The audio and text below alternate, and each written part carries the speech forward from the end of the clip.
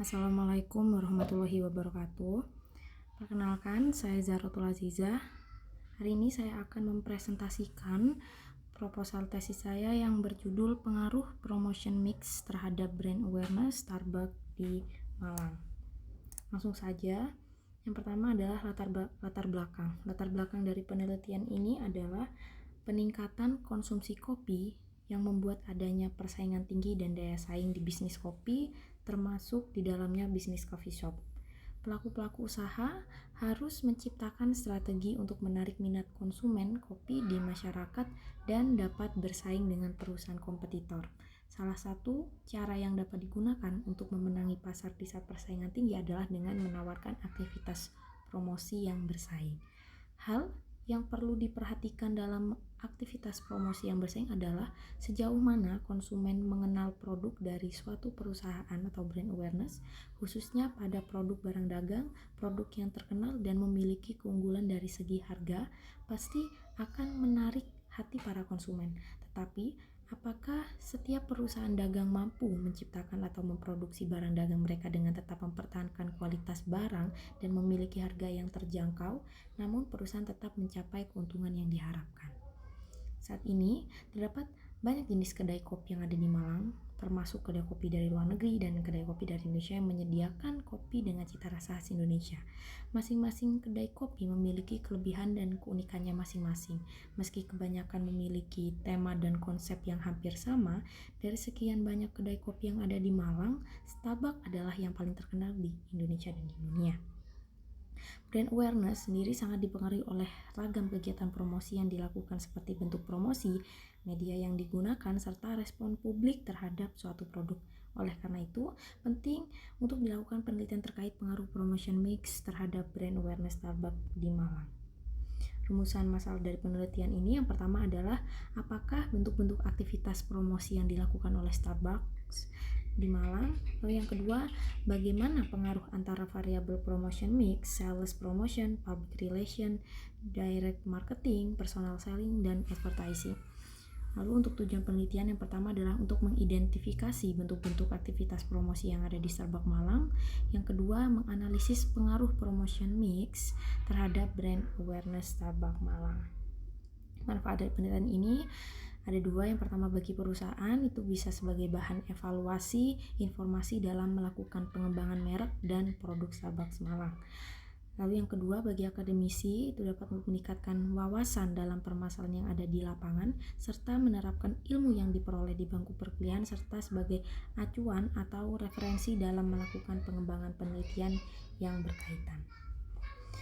Selanjutnya, tinjauan pustaka yang pertama ada brand equity. Jadi ini menurut pengertian brand equity menurut Hollandsen, ekuitas merek dapat didefinisikan sebagai seperangkat aset dan kewajiban merek yang dikaitkan dengan merek, nama, dan simbolnya yang menambah atau mengurangi dari nilai yang diberikan oleh produk atau layanan kepada perusahaan atau pelanggan perusahaan.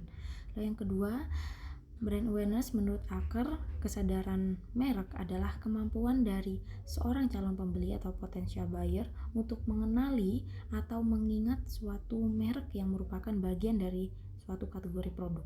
Nah, brand awareness sendiri terdiri dari beberapa tingkatan, di mana tingkatan tersebut dapat menggambarkan di mana letak atau posisi suatu produk di kalangan masyarakat. Lalu yang ketiga, mengukur brand awareness ini menurut Kriantono 2006, ada 4 indikator dalam melakukan pengukuran terkait brand awareness. Yang pertama recall, yang kedua recognition, yang ketiga purchase, dan yang keempat consumption. Lalu yang keempat, promotion mix atau bauran pemasaran ini merupakan perangkat atau alat pemasaran yang digunakan perusahaan untuk mengejar tujuan pemasarannya. Nah, aktivitas bauran pemasaran atau marketing di sini yang saling berkaitan satu sama lain dan dapat memengaruhi permintaan produk di pasar. Nah, keempat elemen tersebut ada produk, harga, tempat, dan promosi. Lalu yang kelima, elemen promotion mix. Yang pertama ada advertising atau periklanan, lalu yang kedua sales promotion, yang ketiga direct marketing, yang keempat personal selling, dan yang kelima public relation. Dan ini adalah kerangka penelitian.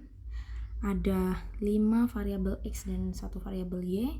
mulai dari sales promotion sebagai X1, public relation X2, direct marketing X3, personal selling sebagai X4, dan advertising X5, dan brand awareness sebagai variabel Y-nya. Ada 5 hipotesis. Yang pertama, H1 sales promotion berpengaruh signifikan terhadap brand awareness Starbucks Malang. Lalu H2 public relation berpengaruh signifikan terhadap brand awareness Starbucks Malang. Yang ketiga, direct marketing berpengaruh signifikan terhadap brand awareness Starbucks Malang. Dan yang keempat, H4 personal selling berpengaruh signifikan terhadap brand awareness Starbucks Malang. Dan yang kelima, advertising berpengaruh signifikan terhadap brand awareness Starbucks Malang. Yang terakhir, metode penelitian. Jenis penelitian ini adalah menggunakan pendekatan kuantitatif, di mana data dan sumber datanya diperoleh dari wawancara dan penyebaran kuesioner. Untuk penentuan responden dilakukan dengan pendekatan non-probability sampling, di mana ini merupakan metode tidak acak untuk menarik sampel. Jadi pendekatan ini menjelaskan bahwa setiap anggota populasi tidak memiliki kesempatan yang sama untuk dapat menjadi responden. Jadi karakteristik responden dalam penelitian ini itu adalah yang pernah membeli produk Starbucks Malang minimal 1 kali pembelian. Dan untuk analisis data yang menggunakan analisis deskriptif dan juga analisis PLS. Gitu, sekian presentasi dari saya. Terima kasih atas perhatiannya, kurang lebihnya saya mohon maaf. Wassalamualaikum warahmatullahi wabarakatuh.